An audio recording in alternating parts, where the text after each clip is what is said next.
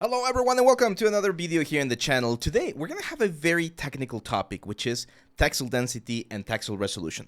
But I promise you, if you stick through it and see the whole thing, your understanding of textures, UV mapping, and proper workflows, it's going to definitely be better. So let's go. Now before we go there, before I share these cool tips with you, one thing that I normally don't ask, but I feel like we're now, in this sort of like relationship. Hopefully you guys can support this. If you're not subscribed, more than half of you guys that watch these videos are not subscribed. If you could subscribe here to the channel, like and share, that kind of stuff really helps this project keep going and allows me to keep sharing all of these tips and tricks with you, my friends. Now, let's go. A very common thing that happens, especially when we're working on things like an environment or a big scene with multiple assets, is that we need to talk about something called texel density or texel resolution, which is the resolution that we're going to give to every specific object so that when we have them all together in the same scene, they look right. Okay, now how does this work? Well, let's take the Kindred mask here for instance. If we go to the UV editor, you're gonna see that it has a relatively good UV. Yeah, there's a little bit of space that we could use a little bit better, but so far, like nothing out of the ordinary, right? Well, if you go here to Maya, to the UV toolkit, we're going to be able to go to this option here that says transform. And down here, there's a little tool called the texel density tool, which is a little tool that we can use to, for instance, say, hey, if I were to use a 2048 map, what will be the texel density of this thing?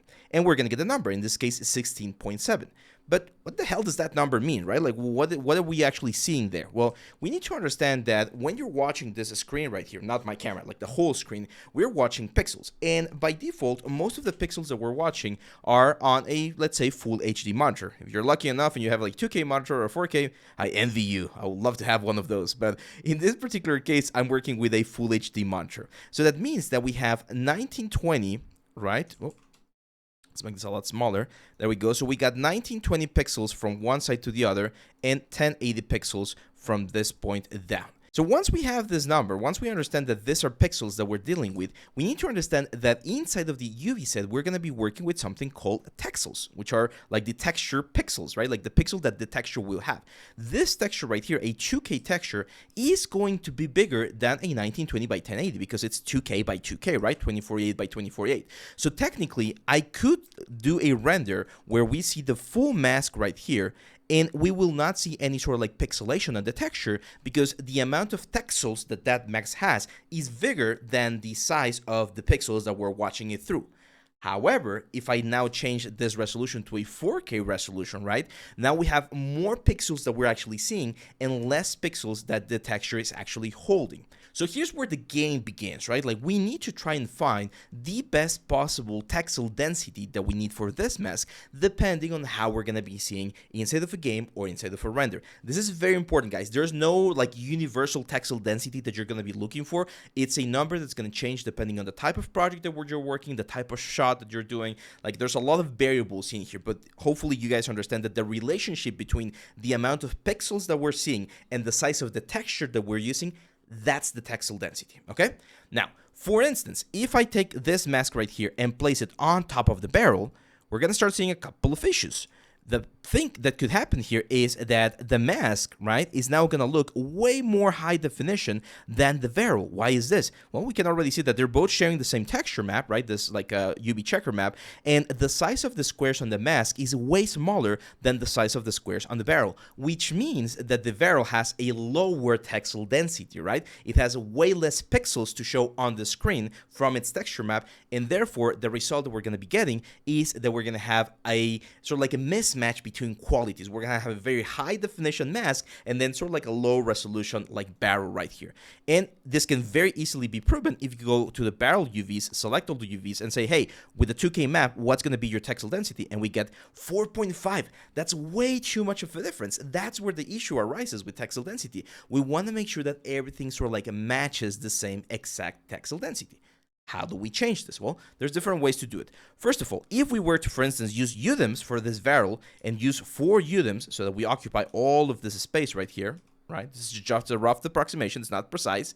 If I were to check now, we're going to go from 4 all the way to 8. So you're like, hey, why 8? Why not 16 if we're using 4 times the amount of resolution? Because we might need even more than that. Texel density has a lot to do with surface area as well. And in the case of this barrel, the planks have a lot of surface area. It's not just the volume of the barrel, but also all of the surface that each specific plank is occupying. So I might need, in this case, for instance, 9 E2K maps to get to 13, which is not even close to the 16 that we have on the mask, but it's definitely going to be a lot closer, okay? And that's the second sort of like lesson that I want to teach you on this video, guys. Texel density, again, it's a tool. It's not like a mandate that you need to do, otherwise your project breaks. So if you can't match the number perfectly, if you have one asset at 12 texel density and another asset at 8 texel density, it's fine. As long as the mismatch is not too much, you're going to be fine. So for instance, on this one, you can see that even though they're not exactly the same, this is way, way closer to what we had before. The UVs on the barrel definitely need to be fixed a little bit. And this is going to allow us to see both objects at the same quality. Well, does that mean that then I'm going to have to use like 9 2K like UDIMs for this thing right here? If you want to have the same amount of like texture resolution or texel density, yes, you're going to have to do that. You're going to have, believe me, like a lot of texture, and it's definitely going to be a heavy render, but this is what you would need to do to make sure that as hero assets, these things get the exact same result. Now, what do I mean by hero assets? Well, there's an option that we can do here as well. If you're using things like tileable textures, for instance, what we could do is potentially assign a new material to the barrel here. There we go, AI standard surface. There we go. On the color, I'm going to assign the exact same, like a texel color right here. Oh, that's from the upcoming course. Hey, a little sneak peek. Hey, we're going to go here to the desktop, basic shapes, and I have this one right here. There we go. And right now, again, we're in the same issue where we don't have enough resolution. But if I go to the material, we can duplicate or tile this material, right? Very similar to what we normally do in games or in all of these other like places. Let's say 5 and 5 on the tileable texture. And what that's going to do, it's going to multiply the texture like way, way, way more times. And what this is doing is it's pretty much multiplying the texel density by the amount of number that we are like tiling the texture. This is very, very important. And a lot of things, especially like big environments, right? Like mountains, big walls, the ground floor, we use tileable textures to match that texel density. I'm going to give you one more texel density in just a bit. I just want to show you one more thing over here. Now, this thing, again, will depend on the size of the object. This is a very, very common like question that we get about tileable textures. Because even though each individual object, like this little creature that I did a couple of years ago, has its own UVs, I don't need to pack all of the UVs of these things into the same map. Each of them can have their own UVs. The only thing that's going to change is that I need to properly set what the texel density is going to be for this one. Now, how are we going to know the correct number? Hey, if you haven't told us this, well, this actually comes from a very, very nice document. And of course, credit where credit is due. These are the guys from Beyond Extend. They did this little document a couple of years ago, which I strongly recommend you guys go and check out if you still have issues or questions about this. But they mentioned that usually, if we go down here, in first-person games where the camera is going to be very close to the character, you're going to be going or trying to achieve a 10.24 pixels per centimeter. That's, again, it's not a rule, like a golden rule that you should always follow. It's just a general idea of where you want to go. And the easiest way to think about this is with a plane. If I grab a plane here and I make this plane a 2x2 plane, right, a 2-meter plane, like 2 square meter, and check the UV resolution, and I do a 2K map, it should have roughly around 10. This one, the scale is a little bit off right there, but you can see that we're getting really, really close to 10. So a 2x2 meter, like completely flat square, completely flat texture should be using or should be getting us around 10 texel density for our units. In third-person games, where the camera is a little bit farther away, you can go a little bit lower, 5.12 in this case, and in games like Age of Empires or Diablo or things like that, you can even go even lower, 2.556, because we're going to be seeing things from very, very far away. Again, this is not a like a rule set in stone. You can modify these things, and you can always break a couple of things. For instance, weapons in first-person games might be a little bit higher than everything else because they're going to be so close to the camera, right? If you have a hero asset that you're going to be analyzing or moving around, you might have something that's a little bit different. So here's where, again, once we understand, like, hey, maybe for, again, like a first-person character game where this thing is going to be attacking us, this is way, way too little. Like 2K map is going to be all the way down to 4. So we might need to use a 4K map. And if we try a 4K map, we're going to get this information, 8.1. That, to me, would be perfectly fine. If this enemy is using a 4K map, we are going to get enough resolution to get close to that number 10 on our scale. And even if a couple of places look a little bit blurry, that's fine. Now, for your portfolio, because I know we're going to get this question, like what should you do for your portfolio? Again, it can vary depending on how you want to show your portfolio. I recommend going higher, 16, 20, 30 like pixel resolution. Like you can go really, really high depending on how intense you want to be on the level of detail in your texturing. But you got to keep in mind that, especially for optimization purposes, you got to be able to show that you know how to handle lower levels of textures, okay? It's very common when we're doing or working on some textures to work at high resolutions and then go all the way back to low resolutions at export time. So your substance file might be working with 4K textures, and at the end you're just going to be exporting a 1K texture. That's completely normal. Why? Because later on when they do like HD texture packs or things like that, you can export the other elements, right? So a good rule of thumb is try to work as high as you can and then export at the adequate like performance that you want for your textures. Now, how do UDIMs go into this thing? Well, UDIMs work in the exact same way. Look at this. This cannon right here, as you can see, has 16 UDIM sets right here. And if I set this to 2048, I'm going to get that... Oh, we need to select all of the UV shells. I'm going to get that they have a UDIM resolution of 15.6. So that tells me it's like, hey, you're definitely over the, let's say, budget, right? Like the 10 texel density that we're going for, but that you're going to have a really nice texture, right? Now, of course, 16 UDIMs is not something that you would see on the game. On the game, you're probably going to have something like this, which is going to be like a 4K map. Remember, right now we're taking this as 2K, so this will be like a 4K map. So maybe I'll get like a 4K map for this whole cannon. And if I check now the resolution, we're going to get 7.5, which again, you can see how this gets way closer to the number 10 that we've been talking about.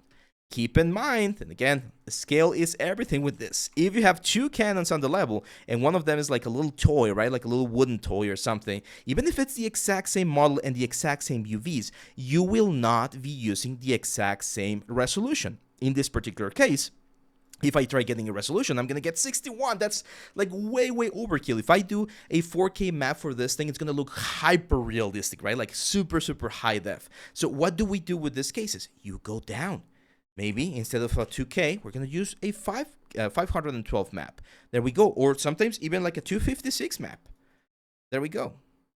It's probably like this. If this was a toy in our game and we had, again, same models, same UVs, the only thing that changes is the size at which you're going to be exporting your textures, okay? So the textures for this particular cannon, if I want to keep the same relationship to all of the other objects on my particular like game or environment, needs to go all the way down to 256. And this is very common. How many times have you seen a game where you pick up an apple, for instance, and the apple looks very pixelated, right? When it gets closer to your face. Because it's not meant to be that close to your face all the time. It's usually going to be on the ground or on a tree, so it probably has a very low resolution texture. And it's not because the artist couldn't do a high resolution texture, it's because it needs to fit within the bounds of the texel density that we're pursuing for a specific project. That's it. That's texel density, guys. You define what texel you want to have, what density you want to have for your project, depending on what kind of project you're doing, and you make sure that you play either with the exports, like the size of the export on your textures, you play with tileable textures, like what we saw on the little barrel here, or you play with the scale of the objects to make sure that they match the proper size and the proper texel density that you need for your project. As I mentioned, it's a little bit of a technical thing, but it's one of those things that's very important. One last thing that I want to clarify, because this was a question that I got from a student not too long ago. The UVs do not change, okay? Like, I don't need to combine all of this into a single UV map and then export them as a single object. You keep their UVs precisely like each their own, right? Like every single one of these elements will have its own UV islands and its own UV layout. That's perfectly fine. If you find something like the mask where you can fit something else, maybe there's like another mask or something, well, in those cases, yeah, sure, you can have the UVs in the same place and just make sure that the textile density looks fine. But it's completely normal to have multiple materials, and you adapt those materials to the elements that you're going to be texturing and laying UVs out for, okay?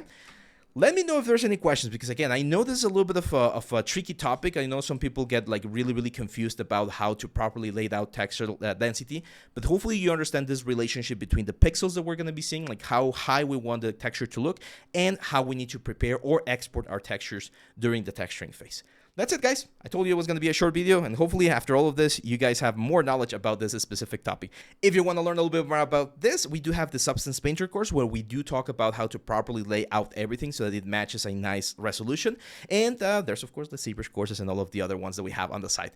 Thank you very much, my friends. Don't forget, please subscribe if you're not subscribed. If you like the content, of course, leave me any questions down here in the comments. Make sure to like, and I'll see you on the next one. And don't forget, always learning, always improving. Bye-bye.